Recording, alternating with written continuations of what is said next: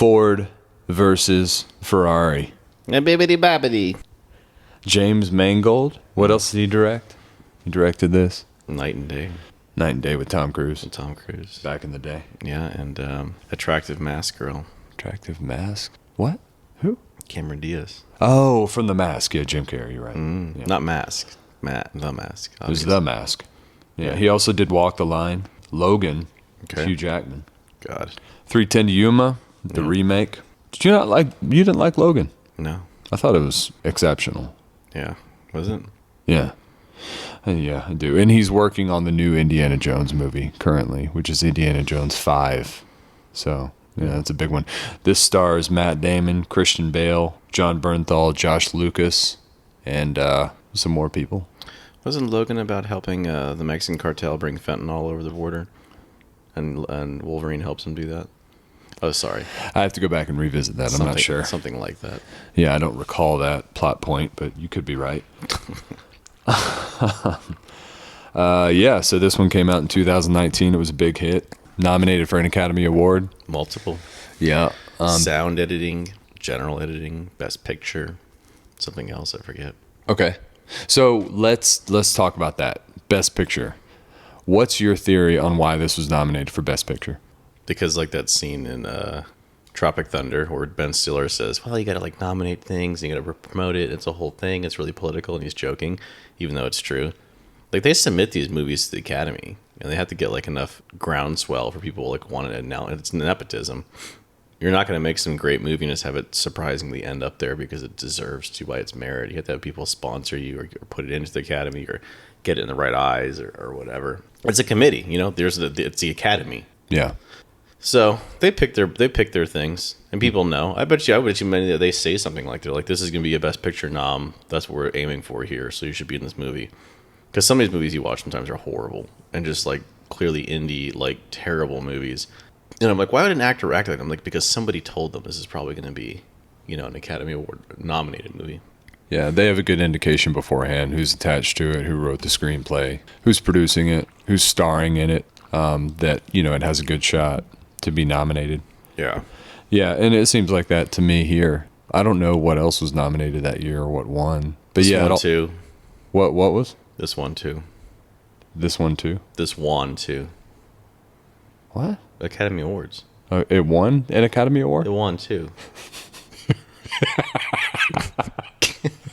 Jesus. It's early, man. I didn't say Tu Wong Fu. Fucking 6. Okay. Yeah, man. I don't know. I'm sure in 2019 there was, there were probably a few independent films that, would, maybe were better. I don't know how you feel about that, but whatever. It's beside the point. Let's just see Academy Awards. All right. So what impressed you the most about the movie? Oh, that's a bad first question. What impressed me about the movie? Basically nothing. Oh, really? Yeah. Okay. So your expectations were higher. I mean, considerably higher. I was expecting better story and dialogue and interactions and character development and theme. It's a racing movie, which it's, you can't make a movie when you do 413 laps be interesting because it's not interesting. Eat it, NASCAR fans. What are you going to do with this? So you have to make the interpersonal relationships the interesting thing or the thematic reasons why they're motivated to do it. This thing sounded like a speech from Fast and Furious, where Toretto's like, I live my life, 10 seconds at a time or something. A quarter mile. Quarter mile. Yeah, quarter mile. Instead, Damon's like, get it right. When I get past 7,000 RPMs, which isn't hard, by the way, that's when everything blacks out, and that's when my life begins. I'm like, what? What is this? Like, who wrote this dialogue? Like, literally, like the Fast and Furious writer? I don't know. It's hard to make something like this interesting. What about you? What was your favorite fantastic part? Man, to touch on what you just said, I was surprised that the characters didn't seem to have more backstory coming in, especially considering it was a 2.5 hour long movie. And I don't know. It just seems like kind of a repetitive thing here for me that we're not caring too much about the characters and the story because we don't know what's going on or where it's coming from. We're just given this situation and just expecting to go along with it and get emotionally involved in the people's stories and their journey. But I just didn't feel that here. I thought the editing was really good. The one thing that I don't really notice or pay too much attention to when I'm watching movies is editing, but specifically during the race sequences here, I did pay attention to it and I appreciated the editing. It won the Academy Award for editing. It did. And sound editing. Well, that makes sense. I've got an eye for it, I guess. You know, Christian Bale's always good, and I feel that way about Matt Damon too. And they were good here. But from a story, I wasn't really involved, and I was just kind of watching it happen. It's almost like a few scenes were happening multiple times, and they were just very basic conversations around a car. It's like, why do we need to do this again? Uh-oh, the corporate guys are showing up, and they're unhappy about something. Yeah, exactly. Wait a minute, they need a soft moment. Now the wife and him are going to interact, and you don't care about the romance at all. And, like, you're supposed to be, like, endeared by him telling his son, like, and here's where you take a turn on this 413th lap or whatever. And his son, it's like... Thanks, Daddy. Yeah. And they built up the final race at Le Mans. Le Mans, is that what it was called? Le Mans, sorry. To be this big deal 24-hour race, and you have it in your head that, oh, this driver is going to drive this for 24 hours. This is incredible. This is super impressive. I wonder if this still happens. And you get to the end race and realize Christian Bale's character is taking naps. He's taking breaks for hours at a time. And it just becomes really just less than impressive. But I'm sure it's still impressive. But as an audience member, you know, kind of left a little bit to be desired. I once drove 17 hours and only took a 20-minute nap. You did. That's more impressive than what they did here. Yeah, than Le Mans, yeah. We should make a movie about that, about your drive Texas from Oklahoma to Vegas. Yeah. The one thing that impressed me were the set pieces, the cars, the actual vehicles that were used in the movie, and I wonder how they obtained all these, or if they, you know, built mock models. But those were really cool to look at because everything seemed really authentic from that perspective, from what I could see. I don't know. Did you pay attention to that? Did it do anything for you? Not really, and I bet they did get a bunch of real cars and to make it authentic to get the car goers excited, but I just didn't care. Let me be clear, I'm a car guy, as you know. It was interesting, the whole car thing I was telling you about, because the car I drive now is, I guess, technically a supercar. And you look at these times, these cars, and you're like, back then it may have seemed impressive, but like now this is like, you know, your Mustang GT or like your decked out Honda Civic. You're like, that's what these times were for their, you know, quarter miles and 0 to 60, 0 to 100s, whatever.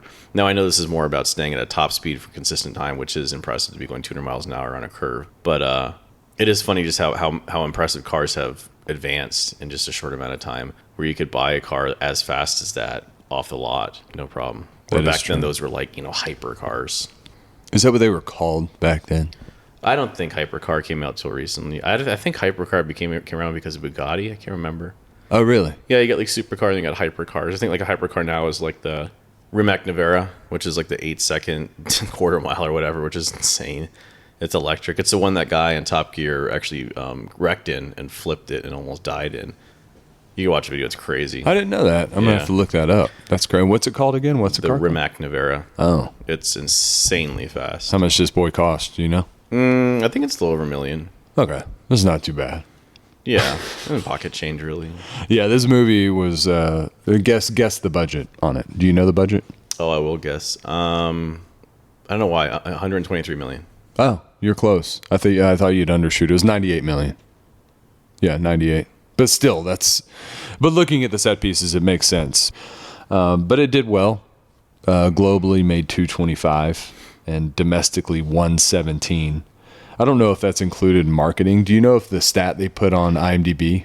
They don't always. Sometimes they do and sometimes they don't. Uh-huh. It depends. You'll see and they'll mention it. You know, we talked about backstory and like, again, I was thinking about being the screenwriter here. This is what maybe inspires me to be a writer, because a lot of the dialogue I predicted with the girl talking about that, he's like, you know your car, is his wife, when she walks into a shop. Of course he's going to say that. Rather than I told you, like, they got to drive fast, so now he's going to put the clutch in and put his foot down hard. I'm like, how many times have we seen this? Yeah. But what I was getting at is they had so much room for backstory. Both of these guys are World War II vets. Yeah. Like, what you should have done is, like, the memory of that or whatever. Because he was on D-Day. Wow. He was there for D-Day. It was a tanker, for God's sake, for the British Army. Then you got Damon, who's, like, you know, the entrepreneur, former helicopter pilot, I think he was. Or, no, he was a No, he was a fixed wing pilot, I think. Anyway, there's just room for backstory, and it's weird that they make you want to like cozily walk into this relationship between the wife and the kid, and you genuinely just don't care. Yeah. And you and I still have no idea who that guy was. They kept on showing. I know. I should have looked that up beforehand. So there was this character in the movie who all of a sudden just shows up, and he's inserting himself in these scenes with Christian Bale and Matt Damon, and he has lines, and it's never established who this guy is. I don't know if it was a cut scene, or I mean, you don't remember the character's name. I don't either, because I don't think it ever referenced him to my knowledge. No, and if it did, it wasn't enough to make you. I mean, you don't have to establish a character more than once, but like you reference him enough where you can use context clues to figure it out. Yeah. And there was none. Right. He was part of the crew. He was British. I think he was British. No, he was like Italian or some stuff like that or whatever. Was he really? Yeah, he had some, I don't know, some like French accent or something. Who knows? Okay. Well, he was definitely Asian. That's a Cable Guy reference, remember? I do remember that. Good call, man. That's random. Something that you might find interesting is I don't know how long this movie's been in development, but I just read that Jim Caviezel was originally tapped to play Ken Miles. He would have been better. Yeah. I didn't like Bale in this. You didn't? You know, I really tried to review Do I Like Bale? Mm-hmm. I was thinking about that.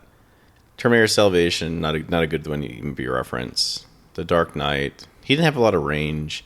I guess I haven't seen enough. American Psycho is great, obviously, and iconic for a lot of reasons, especially in esoteric meme circles. Have you seen Vice? No, you were big on Vice when it came out. You were like obsessed with that. I didn't see it. Oh. Vice? Dick Cheney, where he plays Dick Cheney? Oh, I don't mean that one. I think in Miami Vice. No. Where he plays Dick Cheney. I think Sam Rockwell's Bush. No, it's the same guy that did... Adam McKay. Yeah, Adam McKay. Yeah, The Big Short.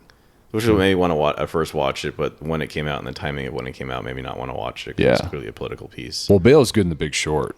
Yeah, there you go. Okay, yeah. I love him in Big Short. The whole movie Big Short is just exceptional. Yeah, it did say that he wrapped Vice and got this role as Ken Miles and had to lose 70 pounds because he was thin in this. And when he played Dick Cheney, he puffed up, obviously, and Bale's just otherworldly at doing that, putting weight on and taking it off. I wonder how that affects his health, but...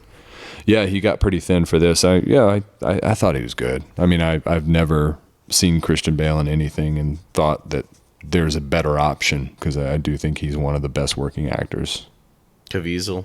Yeah, when you told me that, I would like him a lot better. Well, we're not going to get Caviezel, are we? Anytime.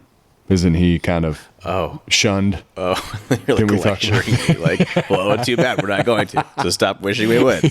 Yeah, you better shut this down, man. Yeah, Caviezel's admitted conservative Christian or whatever, so he's out of the realm of Hollywood. Yeah, he's not cool enough for those guys anymore.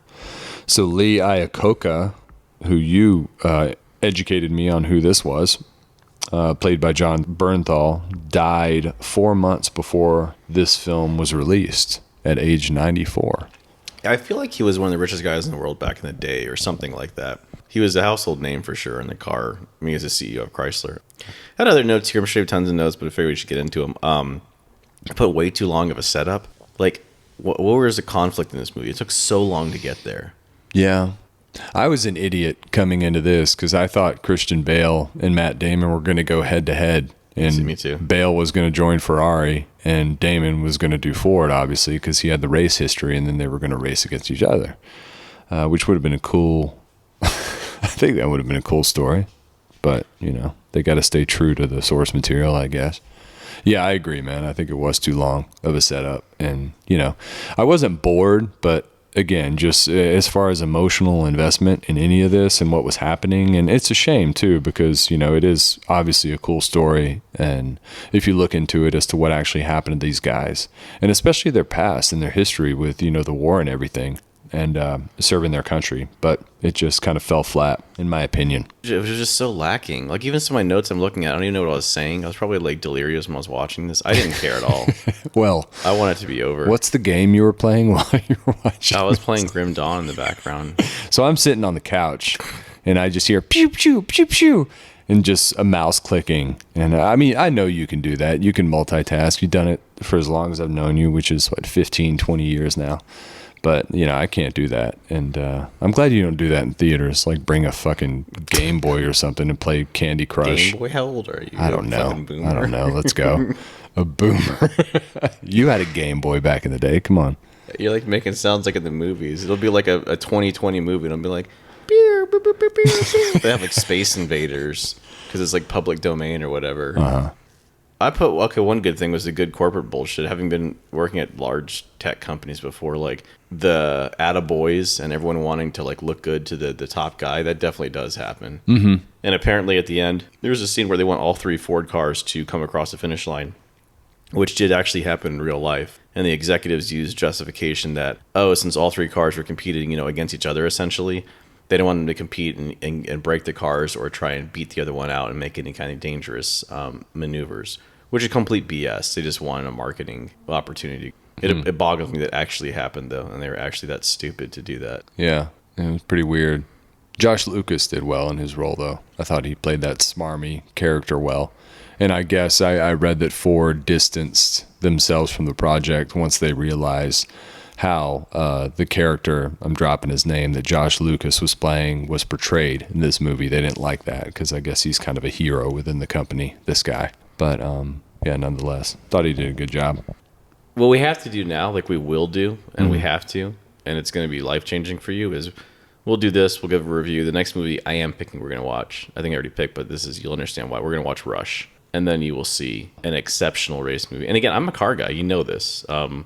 I don't know. For me, it's really hard to care also about these races where there's so many laps. I've never got NASCAR, which is like sacrilege, where I come from, Oklahoma, right? That's actually like, probably a death sentence for saying that out loud. But a guy's going around the track hundreds of times. You're just like, it's like watching soccer, where it's like almost a goal for 4 hours, and the end of the game it's 0-1, and you're like, well, that was a nail biter. Don't know. They tied after 7 hours. You're like, Jesus, this is so boring. I mentioned it because Rush, they actually have some good tension, and they do what I thought they were going to do here. Is Rush is about the characters and the interpersonal relationships. And I remember I was watching the behind the scenes or whatever, and Rush is so true to the actually what happened. They had to dial some stuff back, they said. The director said it was so unbelievable we had to dial it back because we don't think the audience would believe it actually happened. So, okay. Yeah. Yeah, no, I've been wanting to see that for a while. So we'll go Top Gun, Ford versus Ferrari, Rush, and we'll have to go a completely different direction after that. But that sounds good. Yeah, you're right. Whatever Rush is, I mean, if you put more into the characters and the story, it's going to be a much better film instead of making it about the actual race. Because if you care about the people, you care about what they're doing, and obviously, if they're racing, you give a shit about the outcome. Oh, he did die, unfortunately, testing the J body Ford, whatever. Yep. A couple months right after it. Car basically like flipped and blew up, and he died immediately. Right. It said he was ejected from the car. Did you get that too? Yep. Yeah. Well, I mean, if you're doing this for a living, if it's your passion, it's your life, it's your livelihood, I think it's a apropos ending to your journey. I mean, sad that it happened, but probably the best way to go out if you're going to choose one. Yeah. Very Lieutenant Dan moment. Wants to die on the battlefield. Exactly. Okay. Yeah. Ford versus Ferrari. Less than I expected, personally, but it is what it is, man. Do you want to talk about numbers now? You go first. Okay, I'm going to go 6.9. Oh, wow. Yeah. I'm giving it a 5.5. Oh, okay. Yeah. I guess my inflated score, it is an inflated score, is from production. It's a nice movie to look at. Obviously, they have a lot of money behind it. Again, the editing was good. I like the performances, but the story was lacking for me. I'll stick with 6.9, and you're in the 5s, and that sounds about right. It's funny too, that scene with Ford the second where he cries and laughs because he's having this really emotional moment. Yeah, really annoyed me. Really? Yeah, it was really irritating. I think that was my favorite scene in the whole movie. Really? Yeah, I do. Something that felt artificial about it. It didn't happen. I would bet anything it didn't actually happen. First of all, sure. And it was just, I don't know. I didn't like it. Yeah. Another thing I want to know if it actually happened was during the last race, Bale, the first or second lap, his door was open. It wouldn't shut. I want to know if that actually happened and if they actually hammered the door shut and he finished the race with a hammered shut door. I would bet not. Yeah, I went to the Wikipedia, I know, cringe entry of it, and I read the race. Mm-hmm. He did technically win, and on a technicality, they gave him second place. the Ford thing, the photo op moment did happen. He won by 4 laps in the Daytona. So they had that tension that he barely won. No, he crushed it apparently. So he was a badass racer. Yeah. In his mid 40s. There you go. Cool. There's still time. Yeah. There's still time for a career change. All right, man. So Rush is next. That's the one. Ron Howard, Chris Hemsworth. Yeah, I'm really excited.